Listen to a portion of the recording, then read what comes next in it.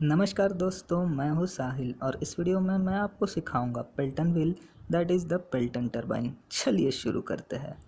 Pelton turbine के बारे में जानने से पहले टरबाइन्स की कुछ टर्म्स की जानकारी होना आवश्यक हो जाता है। तो सबसे पहले देखते हैं heads of turbine. Heads of turbine में आता है सबसे पहले the gross head. Gross head is the difference between head race level and tail race level. अब दोस्तों, हेड रेस्ट लेवल और टेल रेस्ट लेवल होता क्या है, तो आप इस फिगर में देख लीजिए। डैम के अंदर प्रेजेंट होने वाले वाटर की मैक्सिमम लेवल को कहा जाता है हेड रेस्ट लेवल, और टरबाइन को वाटर सप्लाई करने के बाद वो जो वाटर होता है वो टेल रेस्ट के अंदर जाता है। So the tail race level is the bottom most level of the water. Therefore, the gross head is the difference between head rest level and tail rest level. अब दूसरा head आता है net head. Net head is defined as the head available at the inlet of turbine. मतलब कि turbine के inlet पे maximum head जो available होता है उसे कहा जाता है नेट हेड। तो net head is obtained by subtracting head loss due to friction from the gross head that is Hg। अब head loss due to friction क्यों होता है, तो दोस्तों हमें पता है कि डैम से पानी जब टरबाइन की तरफ आता है तो वो पेनस्टॉक के थ्रू आता है। पेनस्टॉक मतलब क्या होता है, जैसे कि आप फिगर में देख पा रहे हैं, penstock is nothing but a long pipe which joins the dam and the inlet of turbine. अब क्योंकि ये पानी पाइप के अंदर से आ रहा है तो ऑब्वियस है कि पाइप के अंदर कुछ ना कुछ फ्रिक्शन इस पानी के फ्लो को अपोज करेगा, जिस वजह से जो हेड होता है available at the inlet of turbine वो ग्रॉस हेड से कम हो जाता है।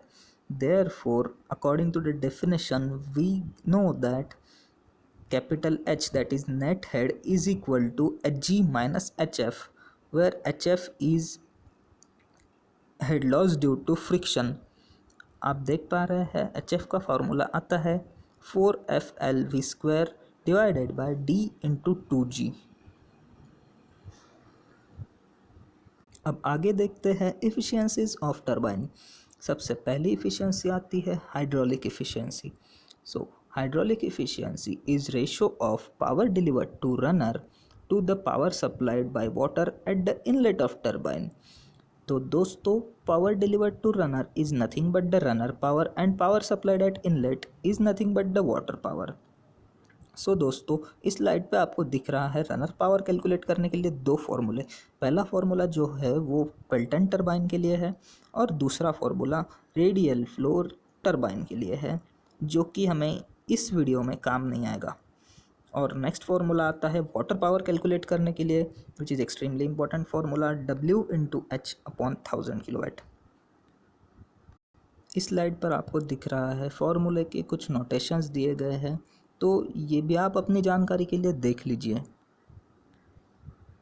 दूसरी इफिशियंसी आती है mechanical efficiency. It is defined as power available at the shaft of turbine to the power delivered by water to runner. अब power available at the shaft of turbine वो पावर होती है जो शाफ्ट के ऊपर generate होती है due to rotation of turbine, and power delivered by water to the runner, इसका मतलब होता है वो पावर जो पेनस्टॉक से आने वाला पानी रनर को सप्लाई करता है। और अब तीसरी इफिशियंसी आती है volumetric efficiency. It is defined as volume of water actually striking the runner of the turbine to the volume of water supplied to the turbine. अब हमें पता है कि पेनस्टॉक से आने वाला पूरा का पूरा जो पानी है वो हमारे रनर से स्ट्राइक नहीं होता है, कुछ पानी वेस्ट भी हो जाता है, इसलिए नीड होती है कि हम वॉल्यूमेट्रिक इफिशियंसी कैलकुलेट करें।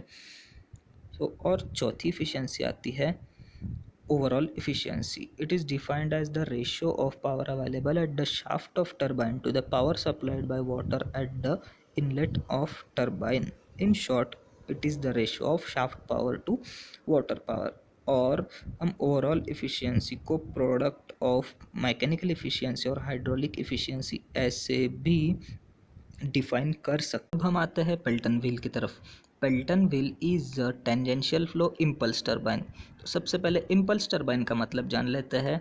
इम्पल्स टरबाइन ऐसा टरबाइन होता है जिसके इनलेट पे सिर्फ और सिर्फ काइनेटिक एनर्जी ही प्रेजेंट होती है, और टेंजेंशियल फ्लो मतलब पेनस्टॉक से आने वाला पानी टरबाइन के बकेट्स को टेंजेंशियली डायरेक्शन में स्ट्राइक हो रहा है। तो ये हो गई पेल्टन व्हील की डेफिनेशन। अब इस स्लाइड पर आपको दिख रही है velocity triangle of Pelton wheel. तो दोस्तों ये एक्सट्रीमली इम्पोर्टेंट डायग्राम है। ये डायग्राम आपको हर प्रॉब्लम में काम आएगी और इससे हर प्रॉब्लम आपको ड्रॉ करना पड़ेगा। So your advice to memorise this diagram. यहाँ पर कुछ इंपॉर्टेंट पॉइंट्स दिए गए हैं जो हमें पेल्टन व्हील के प्रॉब्लम सॉल्व करने के लिए याद रखने होंगे।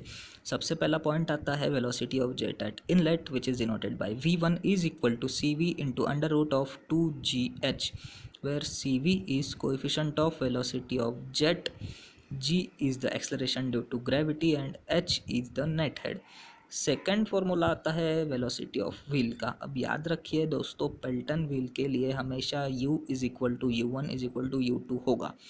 और वेलोसिटी ऑफ व्हील कैलकुलेट करने के लिए हमारे पास यहाँ पर दो फॉर्मूले हैं। तो पहला फॉर्मूला आता है pi into D into N divided by 60, और सेकेंड फॉर्मूला आता है phi into under root of 2gh। तो यहाँ पे फाई की वैल्यू होती है स्पीड रेशो जो आपको प्रॉब्लम के अंदर गिवन रहेगा। और थर्ड स्टेटमेंट आता है if angle of deflection of jet is not given it is taken as 165 degree. मतलब आपको अगर प्रॉब्लम के अंदर angle of deflection of jet नहीं दिया है तो आप उसको 165 डिग्री लेकर प्रॉब्लम सॉल्व कर सकते हैं। चौथा स्टेटमेंट आता है jet ratio which is capital D by small d, मतलब diameter of runner to the diameter of jet, ये होता है जेट रेशो।